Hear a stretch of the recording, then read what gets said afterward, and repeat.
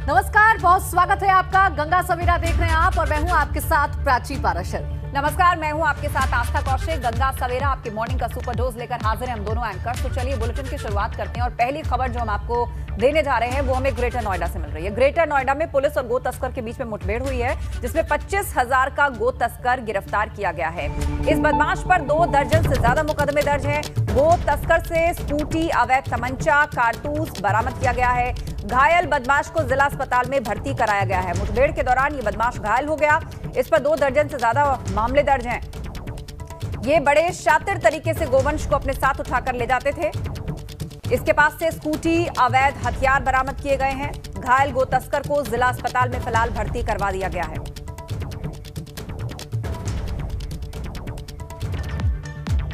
और अब खबर प्रयागराज से, जहां पुलिस और बदमाशों के बीच मुठभेड़ हो गई। कार सवार 3 बदमाशों के साथ मुठभेड़ हुई है। मुठभेड़ में एक बदमाश को पैर में गोली लगी है। 2 बदमाश मौके से भागने में कामयाब रहे। फरार बदमाशों की तलाश में कॉम्बिंग की जा रही है। तो ये खबर प्रयागराज से, जहां कार सवार 3 बदमाशों के साथ मुठभेड़ हुई है। मुठभेड़ में एक बदमाश को पैर में गोली लगी है। बाकी बदमाश फरार हो गए। 2 बदमाश मौके से फरार हो गए, जिन्हें अभी पकड़ने के लिए पुलिस की तरफ से कॉम्बिंग की जा रही है। फरार बदमाशों की तलाश अब पुलिस लगातार कर रही है। तो ये 3 बदमाश जिनके साथ पुलिस की मुठभेड़ हुई। 2 तस्वीरें आपके सामने हैं, ग्रेटर नोएडा और प्रयागराज। जहां एक तरफ ग्रेटर नोएडा में गो तस्करों के साथ पुलिस की मुठभेड़ हुई, तो वहीं प्रयागराज में भी 3 बदमाशों के साथ पुलिस की मुठभेड़ हुई। उधर भूकंप से कांपी धरती। पूरे उत्तर भारत में महसूस किए गए भूकंप के झटके। रात करीब 10:31 के आसपास भूकंप के झटके पूरे उत्तर भारत में महसूस किए गए। तजाकिस्तान में भूकंप का एपिसेंटर रहा। रिक्टर स्केल पर 6.3 इसकी तीव्रता मापी गई। पूरे उत्तर भारत में दिल्ली, एनसीआर में भी इन भूकंप के झटकों को महसूस किया गया। लोग इस दौरान अपने घरों से बाहर निकलते हुए दिखाई दिए। तजाकिस्तान में इसका केंद्र रहा।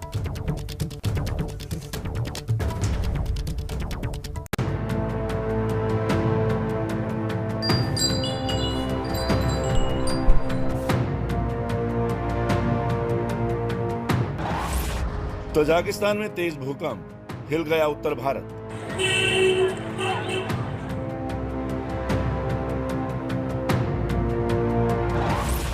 श्रीनगर से 617 किलोमीटर दूर तजाकिस्तान में जमीन के नीचे तेज हलचल हुई। शुक्रवार रात 10:31 पर जमीन से 74 किलोमीटर नीचे तजाकिस्तान में 6.3 तीव्रता का भूकंप आया। तजाकिस्तान से आए भूकंप से भारत और पाकिस्तान के कई शहरों में हड़कंप मच गया। लोग घरों से बाहर सड़क पर आ गए। भूकंप के झटके उत्तर भारत के कई राज्यों में महसूस किए गए। भूकंप के ये झटके दिल्ली, पंजाब, हरियाणा, राजस्थान, यूपी, उत्तराखंड और जम्मू कश्मीर में महसूस किए गए। उत्तर भारत में जब भूकंप के झटके आए तो क्या माहौल था, आपके स्क्रीन पर दिख रही ये तस्वीरें बता रही हैं। दिल्ली, एनसीआर, पंजाब और जम्मू कश्मीर के कई शहरों में डर का माहौल पैदा हो गया। उत्तर भारत में पंजाब के अमृतसर में सबसे तेज झटके महसूस किए गए। अमृतसर में भूकंप की तीव्रता 6.1 मापी गई है। भूकंप के बाद पंजाब के सीएम कैप्टन अमरिंदर सिंह ने अमृतसर के पुलिस कमिश्नर से भूकंप को लेकर चर्चा की। इसके बाद ट्वीट कर कहा, अभी तक अमृतसर या पंजाब के दूसरे राज्यों में किसी नुकसान की खबर नहीं है। पंजाब पुलिस और स्थानीय प्रशासन स्थिति पर नजर बनाए हुए है। सभी के सुरक्षित रहने की प्रार्थना करता हूं। दिल्ली, एनसीआर में भी भूकंप के झटके महसूस किए जाने के बाद दिल्ली के सीएम अरविंद केजरीवाल ने भी ट्वीट कर कहा, दिल्ली में भी भूकंप के झटके महसूस किए गए। सभी की सुरक्षा के लिए प्रार्थना करता हूं।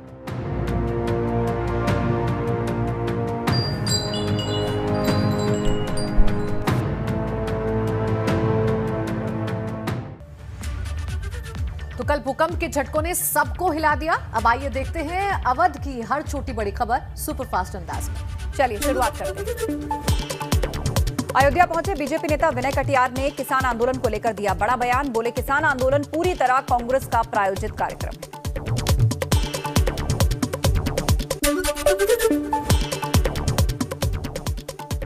पुलिस कमिश्नरेट ने राजधानी लखनऊ में अतिक्रमण के विरोध में चलाया विशेष अभियान। प्रतिष्ठित बाजार और भीड़ लगने वाली जगहों पर चलाया गया अतिक्रमण हटाने का विशेष अभियान। बाराबंकी में प्रधानमंत्री शहरी आवास योजना के तहत 393 लाभार्थियों को बांटे गए स्वीकृति पत्र। दरियाबाद विधायक, डीएम, एसडीएम और नगर पंचायत चेयरमैन ने लाभार्थियों को बांटे पत्र।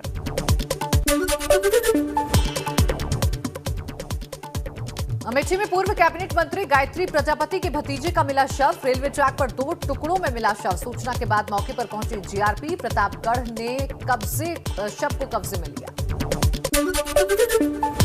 सुल्तानपुर पहुंचे स्वास्थ्य मंत्री जयप्रताप सिंह ने वीर अब्दुल हमीद चिकित्सालय का उद्घाटन किया। नगर पालिका ने बनवाया है अस्पताल।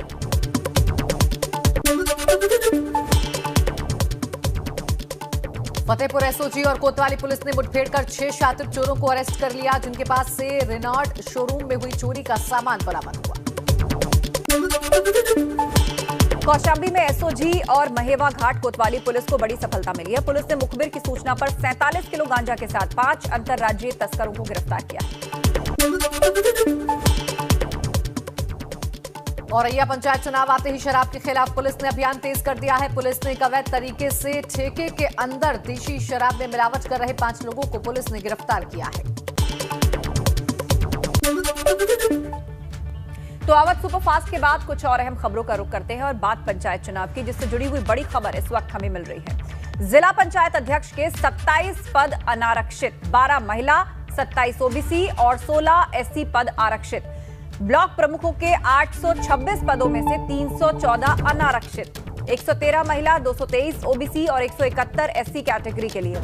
पहली बार 5 पद एसटी कैटेगरी के लिए यहां पर रखे गए हैं। तो कितना रिजर्वेशन कौन से पदों के लिए पंचायत चुनाव में, वो आंकड़ा हम आपको दे रहे हैं। ग्राम प्रधानों के लिए 20,268 पद अनारक्षित, 9,739 महिला सीट, 15,712 ओबीसी के लिए रिजर्व, 12,045 एससी, जबकि 330 एसटी के लिए रिजर्व हुई।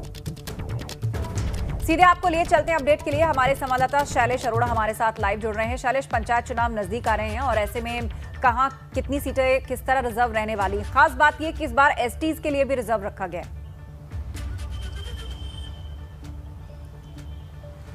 बिल्कुल, निश्चित रूप से देखिए इस बार एससी के लिए भी रिजर्वेशन रखा गया है। और अगर हम देखें तो लखनऊ मंडल की अगर हम बात करते हैं तो लखनऊ समेत देखिए 3 सीटें जो हैं वो एससी महिला के लिए रिजर्व की गई हैं। इसके अलावा अगर हम ओवरऑल पूरे 75 जिले का देखते हैं तो सिर्फ 27 सीटें जो हैं वो अनारक्षित श्रेणी में, बाकी की जो 48 सीटें हैं वो आरक्षित वर्ग में है। एसटी, एससी और ओबीसी के लिए इनको आरक्षित किया गया है। इसी तरह से जो ग्राम प्रधान के देखिए होगा जितना भी आरक्षण का काम, उसके लिए जिला स्तर पर जो है तय किया जाना है। इसके लिए 15 मार्च तक का उनको समय दिया गया है, वहां पर करेंगे। उसके बाद शासन को जानकारी उपलब्ध कराई जाएगी। देखिए पंचायत चुनाव को लेकर जिस तरह से हाईकोर्ट ने निर्देश दिए थे कि एक तय सीमा उसके लिए निर्धारित करती थी कि इसके अंदर ही चुनाव कराने, उसके बाद से जो सबसे बड़ी इसमें पेचीदगी थी वो थी आरक्षण को लेकर। और इसको दूर करने के लिए पहले कैबिनेट में प्रस्ताव लाया जाता है कि किस तरह से आरक्षण की व्यवस्था लागू होगी। उसमें सबसे ज्यादा जो समस्या आ रही थी वो 4 जिलों को लेकर थी, उसको पहले दूर किया जाता है। उसके बाद में कैबिनेट की मंजूरी के बाद अधिसूचना जारी होती है और ये तय होता है कि रोटेशन के हिसाब से ही आरक्षण की व्यवस्था लागू की जाएगी।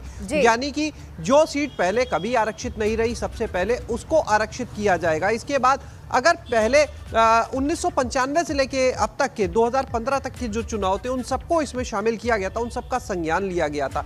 दूसरी चीज इसमें अहम ये देखी गई कि अगर पिछली बार कोई सीट ऐसी है जो मान लीजिए एसटी के लिए आरक्षित थी तो उसको इस बार एससी के लिए आरक्षित किया जा सकता है या ओबीसी के लिए किया जा सकता है। यानी जो आगे का उसके बाद का आरक्षण लागू होता है, क्योंकि जो क्रम है रोटेशन का वो एसटी, एससी, ओबीसी और सामान्य इस तरह से चलता है। तो ऐसे में इसी रोटेशन के हिसाब से सभी जगह होगा। और ये खास बात देखिए ये रही जो अड़चन थी, उसको अगर हम सरल भाषा में समझे तो वो ये था कि अगर मान लीजिए कहीं पर एसटी का पद है और उसके बाद या कहीं पर नए सिरे से पंचायतों गठन होता है तो जब बदलेगा वहां पर समीकरण तो 0 से वो शुरू होता था। यानी मान लीजिए ओबीसी तक बिल्कुल, तो इस बार इस व्यवस्था के लागू होने से काफी सहूलियत हो जाएगी और सब लोगों को, बड़े पैमाने पर लोगों को मौका मिल सकेगा। बहुत शुक्रिया शैलेश, आप नजर बनाए रखें। बिल्कुल, अब अगली खबर का रुख करते हैं और जो अगली खबर मिल रही है वो मेरठ से मिल रही है। मेरठ में तमंचे की नोक पर व्यापारी को लूटने का वीडियो वायरल हो रहा है। मेरठ में सोशल मीडिया पर एक वीडियो तेजी के साथ वायरल हो रहा है।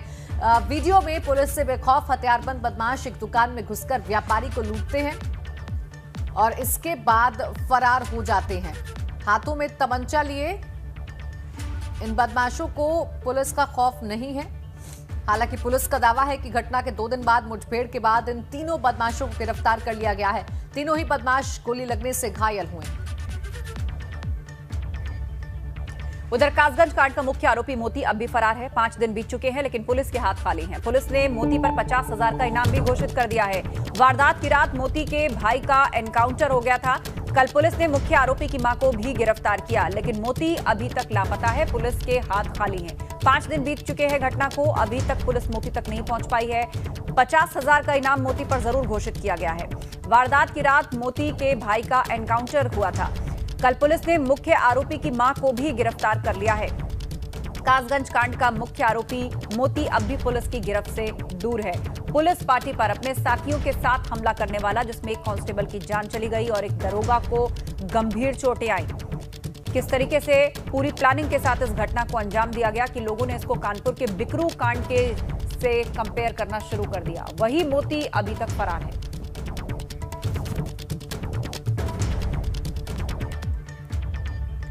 और चलिए अब आगे बढ़ते हैं और जान लेते हैं पूर्वांचल की हर छोटी बड़ी खबर सुपरफास्ट अंदाज में। चलिए शुरुआत करते हैं। वाराणसी की बेटी मोनिता प्रजापति ने 36वीं राष्ट्रीय जूनियर एथलेटिक्स चैंपियनशिप में 10 मीटर वॉक रेस में नया नेशनल रिकॉर्ड अपने नाम किया। एथलीट के पिता बिरजू प्रजापति मजदूरी करते हैं। जौनपुर पुलिस की हिरासत में एक युवक की मौत का मामला सामने आने के बाद परिजनों ने जमकर किया हंगामा। मामले की गंभीरता को देखते हुए एसपी ने थाना अध्यक्ष सहित 4 पुलिसकर्मियों को निलंबित कर जांच के दिए आदेश। भदोई में आईएएस राजेंद्र प्रसाद के विदाई समारोह में उमड़ा अधिकारियों समेत आम लोगों का हुजूम। कुछ अधिकारी और आम जन के निकले आंसू।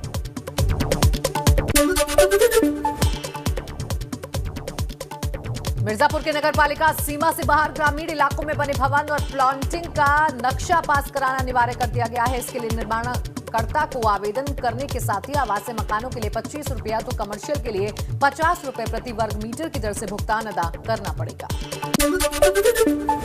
गाजीपुर में ओडीएफ के नाम पर घोटाले का मामला सामने आया। सरकार से शौचालय बनाने के लिए मिले बजट से शौचालय से सिर्फ ढांचा बनाकर छोड़ दिया गया। गांव वालों की शिकायत पर प्रशासन ने इस पर कार्रवाई तेज कर दी है।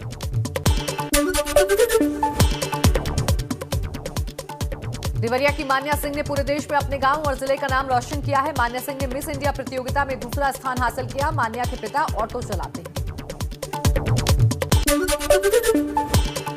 आजमगढ़ में गैंगरेप के बाद किशोरी की हत्या करने का मामला सामने आया। लड़की दादा के लिए खाना लेकर घर से निकली थी, तभी रास्ते में दरिंदों ने उसे पकड़कर उसे दरिंदगी की और उसे मौत के घाट उतार दिया। बस्ती पुलिस ने शातिर बाइक चोर को चेकिंग के दौरान गिरफ्तार किया है। पुलिस से पूछताछ में गिरफ्तार अभियुक्त नासिर अहमद के पास से अलग अलग स्थानों से चोरी की गई 4 बाइकें भी बरामद हुई हैं।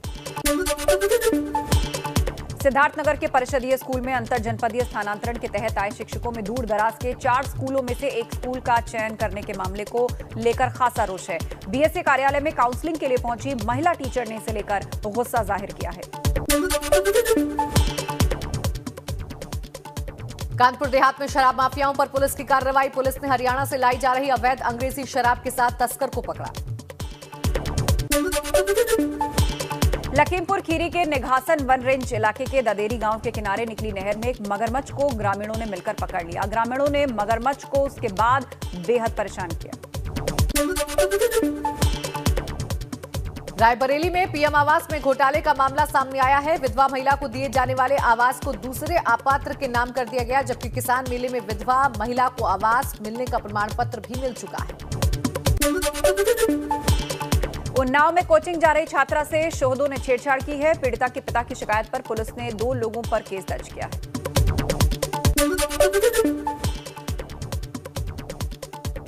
फर्रुखाबाद में मूर्ति विसर्जन करने आए श्रद्धालुओं और स्थानीय लोगों में ट्रैक्टर निकालने को लेकर जमकर लाठी डंडे चले। मारपीट में दोनों पक्षों के 10 लोग गंभीर रूप से घायल हो गए। कन्नौज के तालग्राम थाना इलाके के बमरौली गांव में खेत में किसान की धारदार हथियार से हत्या कर दी गई। किसान फसल की रखवाली के लिए खेत में सोया हुआ था।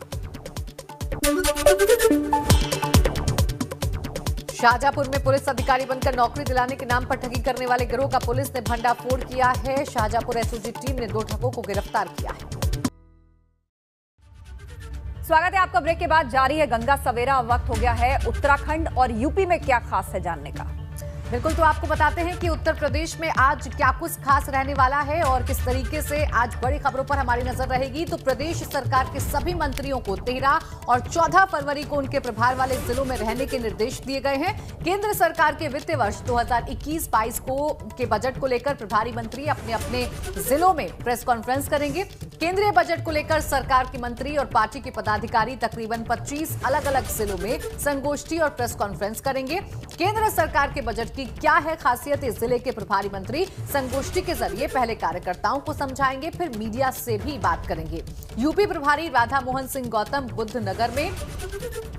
नगर में रहेंगे। प्रदेश अध्यक्ष स्वतंत्र देव सिंह गाजियाबाद में जल शक्ति मंत्री, महेंद्र सिंह मुरादाबाद में कानून मंत्री ब्रजेश पाठक, अंबेडकर नगर में नगर विकास मंत्री आशुतोष टंडन और उन्नाव में उप मुख्यमंत्री दिनेश शर्मा, रायबरेली में प्रदेश महामंत्री गोविंद शुक्ला और हरदोई में प्रेस कॉन्फ्रेंस करेंगे। तो ये तमाम आज कार्यक्रम रहने वाले हैं। इसके साथ ही साथ सपा की महिलाओं के जरिए सरकार को घेरने की तैयारी है। राष्ट्रीय महिला दिवस के मौके पर सपा आज महिला घेरा कार्यक्रम करेगी। महिलाओं के साथ बढ़ते अपराधों को लेकर सरकार की कमियां आज सरकार को गिनाने वाली है। ये आज सपा का कार्यक्रम रहने वाला है। इसके साथ ही साथ आगरा के अकोला में आज जयंत चौधरी महापंचायत करेंगे। कृषि कानूनों के विरोध और किसानों को समर्थन देने के लिए ये महापंचायत होगी। 1 बजे अकोला के चौधरी चरण सिंह चाहर वाटी डिग्री कॉलेज में किसानों के समर्थन में महापंचायत की जाएगी। इसके साथ ही साथ क्या अहम रहने वाला है, मिशन 2022 को लेकर कांग्रेस ने अपनी तैयारियां तेज कर दी हैं। कांग्रेस घोषणा पत्र समिति की आज लखनऊ में बैठक होने वाली है। प्रियंका के यूपी में एक के बाद एक दौरों के चलते इस बैठक को काफी अहम माना जा रहा है। कांग्रेस बैठक में सलमान खुर्शीद, पीएल पुनिया, आराधना मिश्रा समेत तमाम नेता मौजूद रहेंगे। और आइए चलिए अब आपको बताते हैं कि आज उत्तराखंड में क्या खास होने वाला है। तपोवन में बचाव कार्य लगातार जारी है। अब तक कुल मिलाकर 38 लोगों के शव मिल चुके हैं। तपोवन टनल के अंदर से ड्रिलिंग का काम एक बार फिर से शुरू हो गया है। रेस्क्यू की रणनीति में बदलाव किया गया है। इसमें 10 शवों की पहचान भी हो गई है। चमोली में तपोवन बैराज साइट पर पीड़ितों का एनटीपीसी और प्रशासन के खिलाफ जो हंगामा है वो बदस्तूर जारी है। स्थानीय लोगों ने टनल के अंदर फंसे लोगों को जल्द से जल्द रेस्क्यू करने की मांग की और तनाव बढ़ता देखकर टनल साइट पर पुलिस बल को तैनात किया गया। 12 मीटर में से 10 मीटर ड्रिल कर लिया गया है। इसके बाद कैमरा डाला जाएगा और आगे की रणनीति को तय किया जाएगा। तो यूपी और उत्तराखंड की इन तमाम हलचल पर दिन भर हमारी नजर बनी रहेगी, लेकिन फिलहाल एक वक्त ब्रेक का। बिल्कुल, और बहुत जल्द लौटेंगे कुछ और खबरों के साथ।